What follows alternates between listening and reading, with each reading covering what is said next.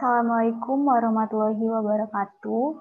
Perkenalkan, nama saya Resanda Melia Sitorus dari program studi D3 Akuntansi Universitas Bengkulu. Baik, di sini saya akan melanjutkan pembahasan saya di bab 8, yaitu isu seputar konsolidasi.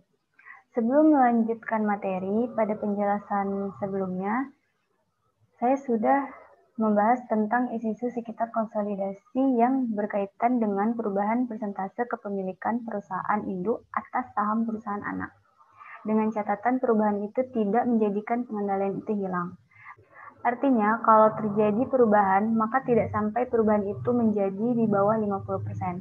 Karena di bawah 50% itu pengendaliannya sudah hilang. Perubahan yang terjadi tersebut dikarenakan adanya aktivitas transaksi perusahaan induk maupun aktivitas transaksi perusahaan anak. Sekarang saya akan membahas lagi bagaimana akuisisi sahamnya tidak dilakukan di awal periode, tetapi dilakukan pada interim atau di antara periode awal dan akhir. Sebelum itu, aktivitas induk yang melibatkan perubahan kepemilikan saham PT induk atas PT anak meliputi apa saja. Nah, jadi perusahaan induk membeli sahamnya PT anak dari yang dibeli pada orang ketiga. Apakah konsekuensinya bagi PT induk, PT anak, dan kepentingan non pengendali? Jawabannya itu, bagi kepemilikan saham PT induk dan PT anak bertambah dan persentase kepentingan non pengendali berkurang atau menurun.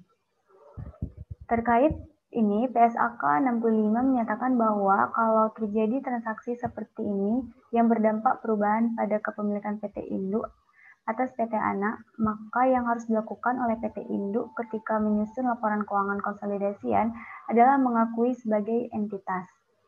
Apa yang dibandingkan sehingga muncul?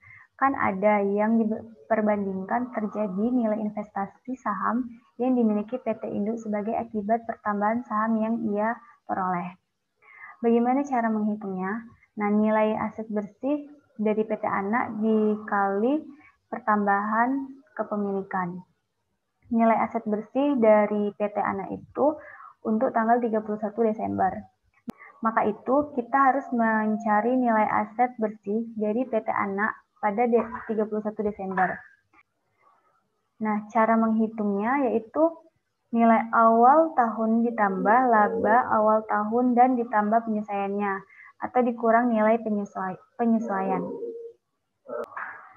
Yang dikatakan menambah jika PT anak mengumumkan laba, tapi jika PT anak mengumumkan rugi, maka penyesuaian mengurang.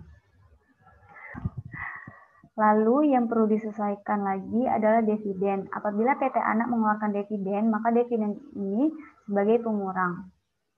Langkah selanjutnya, kita mengalihkan dengan berapa persen tambahan saham. Hasilnya berapa nilai hasil investasi atau tambahan investasi yang didapatkan oleh PT induk. Karena dia memperoleh tambahan kepemilikan saham, sehingga ada peningkatan nilai investasi pada PT anak. Lalu akan dibandingkan imbalan yang diserahkan oleh PT induk sehingga dia memperoleh tambahan saham. Lalu selisihnya seandainya lebih besar peningkatan investasi PT induk pada PT anak dibandingkan pada imbalan yang dialihkan lebih besar peningkatannya investasi, maka selisih itu akan menambah ekuitas. Itu kalau selisihnya positif. Kalau sebaliknya, maka itu akan mengurangi ekuitas. Yang kedua itu berkaitan dengan aktivitas induk, yaitu kebalikan. Kalau tadi induk membeli tambahan saham, sekarang kebalikannya, perusahaan induk melepas sebagian sahamnya dan dibeli oleh pihak lain. Maka konsekuensinya kepemilikan saham yang dimiliki PT induk atas PT anak berkurang atau turun. Presentasi kepentingan non pengendali meningkat. Apa yang dilakukan oleh PT induk itu sama. Tentu perubahannya itu berupa menurunnya investasi, bandingkan dengan berapa imbalan yang ia peroleh. Karena dia menjual saham yang dimilikinya pada pihak ketiga, maka ia menerima berupa kas. Yang ketiga, aktivitas yang dilakukan oleh PT Anak, yaitu PT Anak menerbitkan tambahan saham baru yang dibeli oleh PT Induk. Maka ada perubahan kepemilikan saham pada PT Anak. Bagaimana cara mempresentasikan persentase saham PT Induk ketika menambah saham pada PT Anak? Nah, jumlah kepemilikan saham sebelumnya ditambah saham yang baru dibeli dari PT Anak. Lalu dikalikan jumlah saham yang beredar pada PT Anak. PT Induk akan melakukan perhitungan apakah kepemilikan ini nilai investasinya yang dimiliki PT Induk meningkat, jelas meningkat atau menambah nilai investasi pada PT Anak. Perhitungan nilai tercatat investasi sebelum dan sesudah ini memiliki selisih. Selisih ini bandingkan dengan jumlah uang yang dikeluarkan PT Induk. Jika selisih ini lebih dari uang yang dikeluarkan, maka selisih itu yang diakui sebagai penambahan entitas. Nah, baiklah, kita akan melanjutkan materi selanjutnya, yaitu masih tentang transaksi entitas anak menjual saham tambahan kepada pihak ketiga. Jadi di sini perusahaan anak menerbitkan saham tambahan tetapi dijual kepada orang ketiga. Maka konsekuensinya akan mengurangi kepemilikan saham PT Induk pada entitas PT Anak. Maka yang pertama kita harus menghitung apakah entitas ini pada nilai tercatat itu berapa. Bisa kita lihat dampak dari penerbitan saham baru adalah turunnya kepemilikan PT Induk. Penerbitan tambahan saham yang dilakukan oleh PT Anak itu meningkat ekuitasnya. Karena dengan menerbitkan tambahan saham, maka PT Anak mencatat modal saham pada debit. Berarti terjadi peningkatan ekuitas PT Anak. Selanjutnya adalah jurnal eliminasi. Sebelum itu kita harus menghitung dulu berapa posisi dari nilai investasi PT Induk. Berapa nilai dari kepentingan non-pengendali. Dimulai dari saldo awal PT Induk, kepentingan non-pengendali. Kemudian PT Anak mengumumkan laba bersih, lalu dividen, yang akan mengurangi saldo laba. Kemudian PT Anak mengumumkan laba bersih, lalu dividen yang mengurangi saldo laba, kemudian penerbitan saham baru yang ternyata menyebabkan nilai kepemilikan menurun dan meningkatkan kepentingan non-pengendali. Maka dapatlah hasil akhir dari saldo laba. Selanjutnya jurnal eliminasi. Yang pertama dieliminasi adalah saham biasa dan tambahan modal di setor, saldo laba, bagian laba non-pengendali, dan laba atas PT Anak. Di kredit ada dividen, investasi pada PT Anak, dan kepentingan non-pengendali. Lalu ada lagi aktivitas entitas anak membeli saham treasury dari entitas induk. Saham yang ditarik atau dibeli merupakan saham dari entitas induk. Maka jumlah saham pada PT Induk itu menurun dari sebelumnya. Karena saham yang beredar menurun, maka persentase kepemilikan PT Induk juga menurun. Sebelum itu kita harus menghitung apakah akuisisi saham tersebut pada nilai tercatat atau tidak. Dengan cara kalikan persentase kepemilikan induk dengan total ekuitas PT Anak. Jika sama dengan imbalan yang diperoleh, maka dipastikan akuisisi ini pada nilai tercatat. Contoh di sini, saham PT Anak memiliki nominal 1.000 per lembar. Saham treasury PT Anak atau saham yang ditarik dari PT Induk 100.000 lembar. Dampaknya adalah menurunnya kepemilikan saham PT Induk atas saham PT Anak karena adanya perubahan jumlah beredarnya saham PT Anak. Jurnal yang dibuat PT Anak, maka PT Anak akan mengakui saham treasury di debit karena saldo normalnya di debit. Saham treasury bagian dari ekuitas perusahaan dan mengkredit kas karena membeli saham dari PT Induk. Setelah itu kita harus menghitung nilai tercatat pada investasi. Selisih pada nilai investasi yang disesuaikan dengan mengurangi nilai tercatat investasi dan selisih ini tidak boleh diakui sebagai keuntungan, tetapi sebagai tambahan modal diskon. Di jurnal eliminasi, perhitungannya sama yang saya jelaskan tadi. Dengan adanya transaksi saham treasury, maka nilai investasi PT Induk turun. Kasus yang selanjutnya, entitas anak membeli saham treasury, tapi bukan dari pihak induk, tapi dari pihak ketiga. Maka kalian sudah tahu konsekuensinya kepemilikan saham PT Induk pada PT Anak pasti meningkat, karena yang berkurang itu miliknya kepentingan non-pengendali. Kasusnya sama untuk sampai di sini. Contoh di sini masih menggunakan akuisisi pada nilai tercatat. Karena antara imbalan yang diserahkan PT Induk dengan proporsi ekuitas PT Anak yang menjadi milik Induk tetap sama. Yang ditarik sebagai treasury sama, yaitu 100.000 lembar.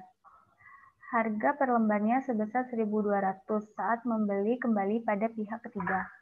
Bedanya di sini karena yang ditarik oleh PT Anak sebagai treasury share itu dari yang dimiliki oleh pihak ketiga, maka pasti nilai persentase kepemilikan saham yang dimiliki PT Induk itu meningkat. Cara menghitungnya itu jumlah saham yang dimiliki PT Induk itu tetap sebesar 350.000 lembar, tapi pembagiannya menjadi 400.000 lembar. Jadi itu berkurang. Yang awalnya beredar sebesar 500.000 lembar, sekarang tinggal 400.000 lembar. Karena 100 lembarnya disimpan sebagai treasury share PT Anak. Maka yang beredar itu turun. Maka kepemilikan saham PT Induk itu akan naik menjadi 87,5%. Kemudian ada pun jurnal yang dibuat oleh PT Anak, yaitu saham treasury-nya bertambah 120 juta dan kasnya berkurang 120 juta. Kemudian karena PT Induk menggunakan metode ekuitas untuk mencatat investasinya, maka dia harus melakukan perhitungan untuk berapa nilai investasinya yang berubah. Sebagai konsekuensi dari transaksi yang dilakukan oleh PT Anak dari pihak ketiga. Dampaknya dari konsekuensi transaksi tersebut, ekuitasnya PT Induk akan berkurang dan kepemilikan saham PT Induk meningkat. Perhitungannya sama seperti penjelasan yang sebelumnya. Perbedaannya, pada saat setelah adanya saham treasury akan mengurangi ekuitas pada PT Induk. Untuk menentukan berapa perubahan nilai tercatat pada investasi PT Induk pada PT Anak, kita kalikan sebelumnya treasury share kepemilikan saham PT Induk sebesar 70% dikali dengan total ekuitas PT Anak. Maka nilai tercatat investasinya jadi 504 juta. Sedangkan setelah treasury share kepemilikan nilai saham PT Induk meningkat sebesar 80,5%, dikarenakan yang ditarik itu dari pihak ketiga. Sehingga nilai tercatat investasi PT Induk atas PT Anak sebesar 525 juta. Berarti terjadi peningkatan 21 juta. Maka kita langsung mencatat penyesuaian investasinya yang berarti nilai investasi pada PT Anak itu meningkat sebesar 21 juta dan ekuitas atau tambahan modal yang disetor juga bertambah sebesar 21 juta. Selanjutnya perhitungan jurnal eliminasinya. Dengan adanya pembelian saham treasury ini akan mengurangkan kepemilikan kepentingan non-pengendali. Pada jurnal eliminasi, kepentingan non-pengendali ini dimunculkan sebesar 75 juta. Yang lainnya dieliminasi. Adapun tambahannya yaitu jika penerbitan tambahan saham tersebut dilakukan pada periode interim, misalnya bukan pada 31 Desember tetapi pada 1 Juli. Maka penyesuaian terhadap nilai tercatat investasi yang dilakukan berdasarkan nilai ekuitas PT Anak pada tanggal 1 Juli, bukan pada tanggal 31 Desember. Kemudian kita masuk ke materi akuisisi pada periode interim. Pada babak sebelumnya, akuisisi saham yang dilakukan oleh entitas induk dapat dilakukan di awal tahun dan di akhir tahun. Hal ini bertujuan untuk mempermudah pemahaman awal. Padahal pada kenyataannya perusahaan itu melakukan akuisisi itu bisa dilakukan kapanpun sepanjang tahun. Maka di sini akan menjelaskan bagaimana akuisisi bukan pada awal periode atau pada akhir tahun, tetapi pada periode. Akuisisi oleh entitas induk atas entitas anak yang terjadi pada periode interim memiliki dampak terhadap penyusunan laporan keuangan konsolidasian. Menurut PSAK 65 menyatakan bahwa entitas induk memasukkan penghasilan dan beban entitas anak dalam laporan keuangan konsolidasian, mulai dari diperolehnya pengendalian tersebut sampai dengan tanggal ketika entitas kehilangan pengendalian atas entitas anak. Contohnya, PT A mengakuisisi PT B pada tanggal 1 April, sedangkan penyusunan laporan keuangan konsolidasian itu terjadi pada 31 Desember. Dengan menurut PSAK 65, maka PT A akan melaporkan laporan keuangan tersebut dari tanggal 1 April sampai dengan 31 Desember. Karena PT A baru memperoleh pengendalian tersebut pada 1 April, tidak boleh PT A menghitung penghasilan dan beban entitas dari PT B mulai dari 1 Januari, karena pengendalian yang diperoleh PT A itu dimulai pada 1 April. Kemudian yang berikutnya, dividen yang dibagikan oleh PT Anak sebelum terjadinya akuisisi itu akan mempengaruhi nilai ekuitas PT Anak pada saat akuisisi. Nilai ekuitas entitas anak pada tanggal akuisisi diperlukan untuk perhitungan goodwill dan alokasi aset bersih teridentifikasi. Sedangkan dividen yang dibagikan oleh entitas anak setelah akuisisi akan diperlakukan sama seperti pembahasan bab sebelumnya. Pada saat akuisisi, seluruh nilai tercatat aset dan liabilitas pada PT Anak sama dengan nilai wajar, kecuali mesin yang nilai wajarnya lebih tinggi sebesar 10 juta. Jika akuisisi dilakukan pada tanggal 1 April 2015 atau dalam periode interim, maka perhitungan goodwill juga dilakukan berdasarkan nilai ekuitas tanggal akuisisi, yaitu 1 April. Pada saat jurnal eliminasi, yang perlu diperhatikan adalah apakah akuisisi tersebut pada nilai tercatat dan akuisisi ini terjadi pada saat periode interim. Maka pada jurnal eliminasi ada beberapa jurnal yang harus dibuat. Ada juga jurnal eliminasi untuk goodwill serta aset dan liabilitas yang teridentifikasi. Selanjutnya ada kertas kerja konsolidasian yang perlu kita ingat posisi neraca PT Induk pada 31 Desember dan neraca PT Anak pada 31 Desember. Dan sebelahnya eliminasi dan konsolidasian. Baik, mungkin itu saja yang dapat saya sampaikan dalam pembahasan bab 8 ini. Saya mohon maaf atas kesalahan dan kekurangan. Saya akhiri. Wassalamualaikum warahmatullahi wabarakatuh.